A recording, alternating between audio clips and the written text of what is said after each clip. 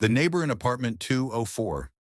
I moved into a new apartment complex in Milwaukee in 1990, a few blocks from downtown. It wasn't the best building, but it was affordable for a college student like me.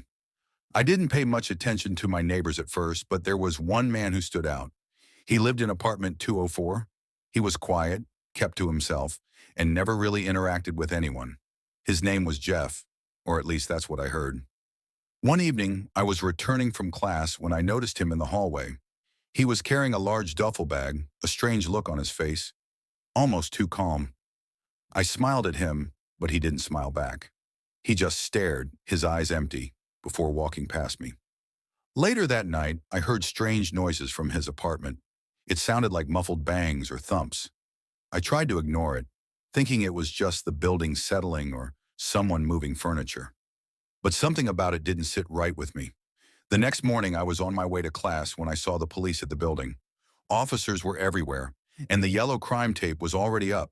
A few of the neighbors were gathered around, whispering nervously. "Did you hear what happened?" one of them asked. "They found bodies." In his apartment, I didn't understand at first.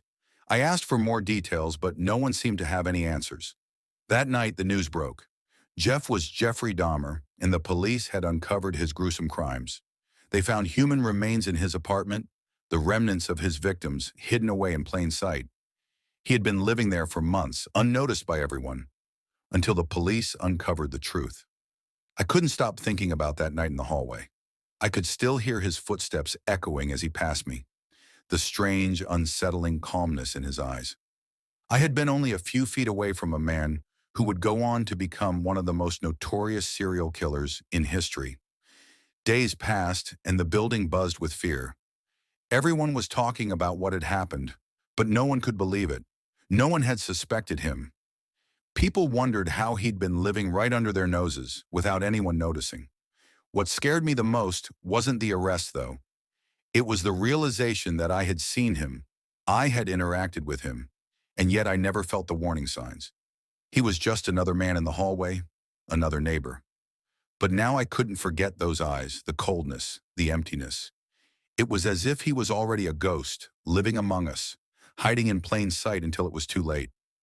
I moved out of that apartment a week later, my mind haunted by the thought that for all the signs, the strange behavior, the quietness, none of us had put the pieces together. It's been years now, but I still think about it.